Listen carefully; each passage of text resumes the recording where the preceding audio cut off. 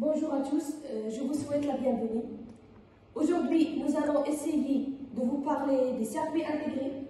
Cet exposé est encadré par Madame Assia Sadiqi et présenté par Mohamed Badouche, Abir Hamidi, Romaisa Jada, Leila Abed, Marwa Wasti et Oussama Samar.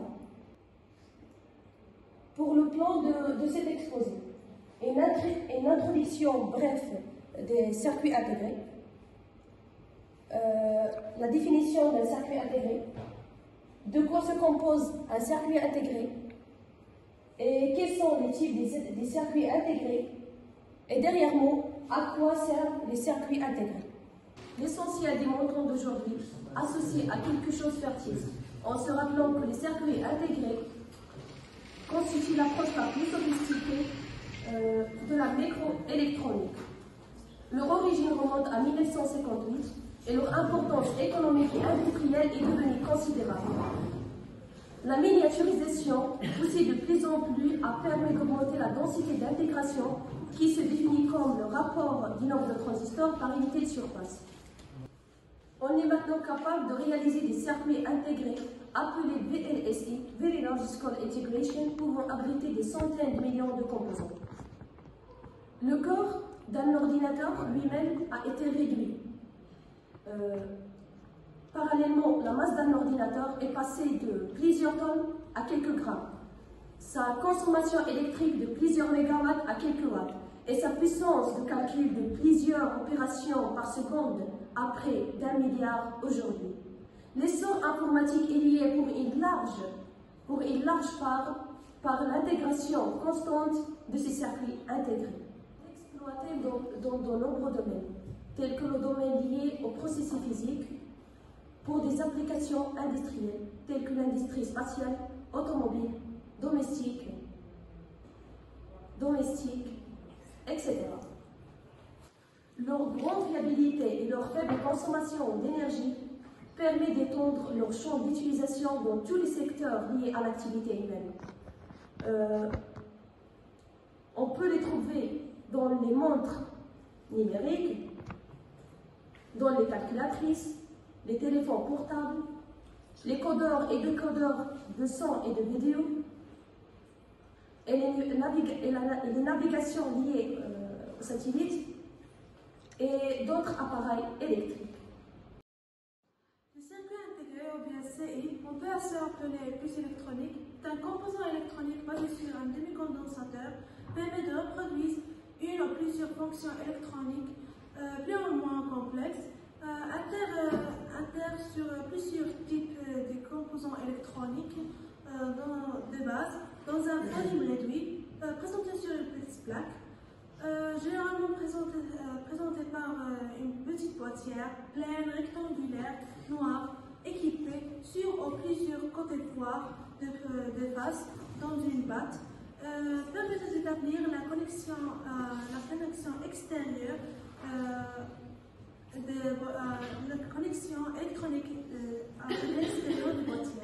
Avant l'invention d'un circuit intégré en 1959, les appareils électroniques étaient donc exclusivement constitués par des composants alimentaires, y compris par le transistor bipolaire, qui a été inventé en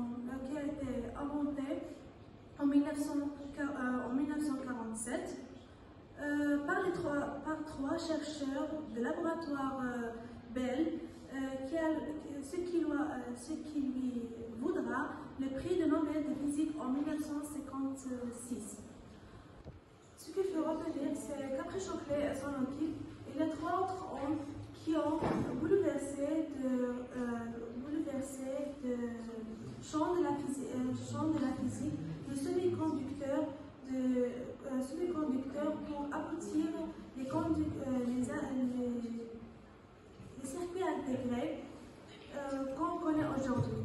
Premièrement, on a Jacques Kirby, c'est un ingénieur chez Texas qui a mis officiellement le principe des circuits intégrés. Deuxièmement, on a Robert Noyce, c'est un poulain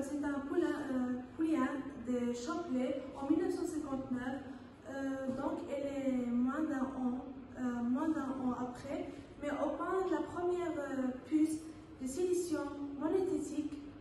monétistique sans même avoir pleine reconnaissance de travaux de Jack Kelly. D'ailleurs, Robert Morris est l'un des 3 fondateurs d'Altel en 1960. Finalement, on a le 3e membre qui est Mohamed Al-Fannah, qui n'est autre que les co-inventeurs de transistors mésosphères en 1959 dans les laboratoires d'Altel. On trouve qu'il a adopté définitivement les circuits intégrés en 1963. Le circuit intégré se constitue de 2 constituants essentiels. Le premier, c'est le boîtier. Le boîtier d'un circuit intégré est un boîtier servant à la fois à la jonction électrique et d'interface mécanique entre la puce du circuit intégré et le circuit imprimé. Elle est généralement composée de plastique, parfois de céramique, ou de métal. Certains boîtiers possèdent des fenêtres transparentes, permettent par exemple l'effacement ultraviolet de certaines mémoires.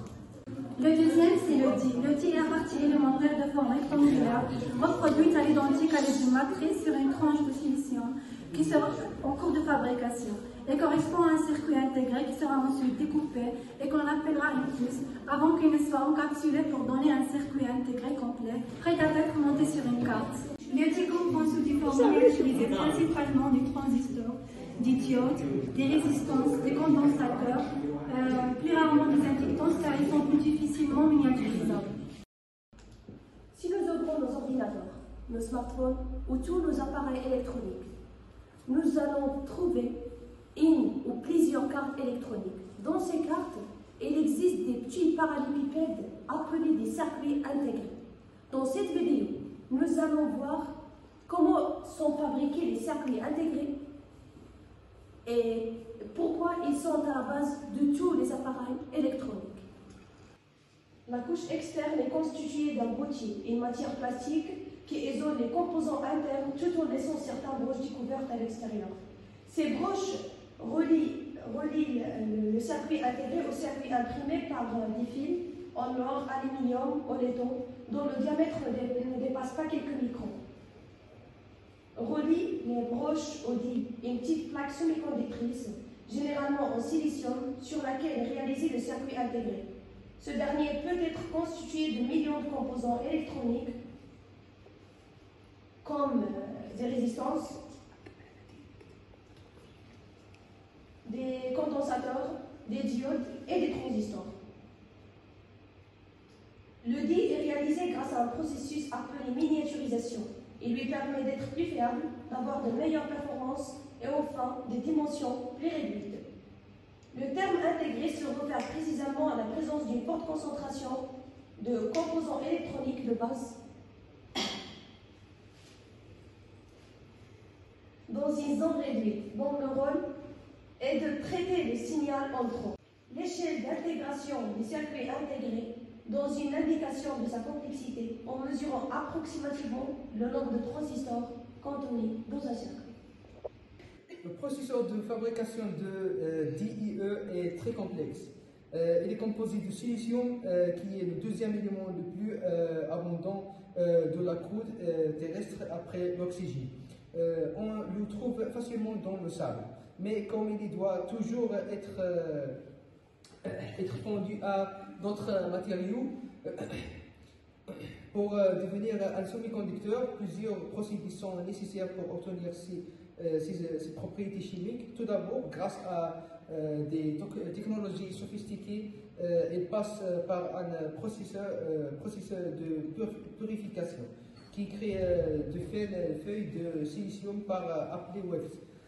L'étape suivante, appelée lithographie, consiste à recouvrir les disques de silicium d'un matériau photosensible afin d'exposer les différentes plaquettes aux rayons ultraviolets.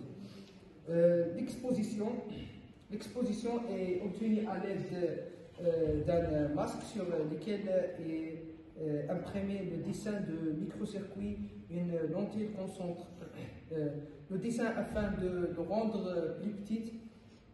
Ce processus est reporté plusieurs fois, créant ainsi plusieurs couches. Ça va retirer des plaquettes, c'est ainsi que l'ensemble du circuit complexe peut apparaître. Ensuite, des atomes de différents éléments sont ajoutés dans les parties exposées.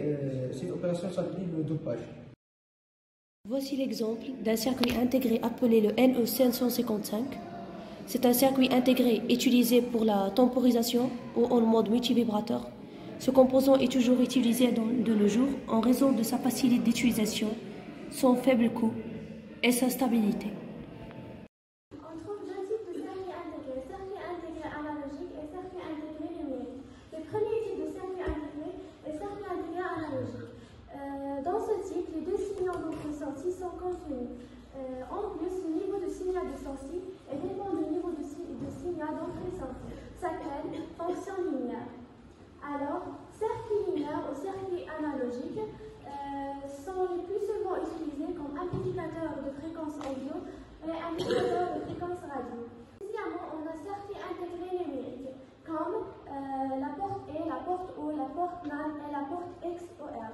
On cite deux exemples les plus connus de circuits numériques sont les bascules et les compteurs. Les composants principaux d'un circuit intégré sont des transistors à mesure que la technologie s'améliore de jour en jour.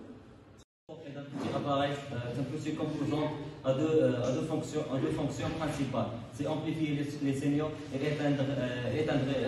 allumer et éteindre les circuits. Le condensateur stocke les charges électriques comme une batterie, mais d'une façon différente. Il ne peut pas stocker autant d'énergie, mais il peut charger et décharger son énergie rapidement. En général, il sert à communiquer un circuit avec un autre. Il joue le rôle d'un haut-parleur, un oscillateur, une minuterie, un mètre, une mémoire d'ordinateur ou bien un micro-ordinateur.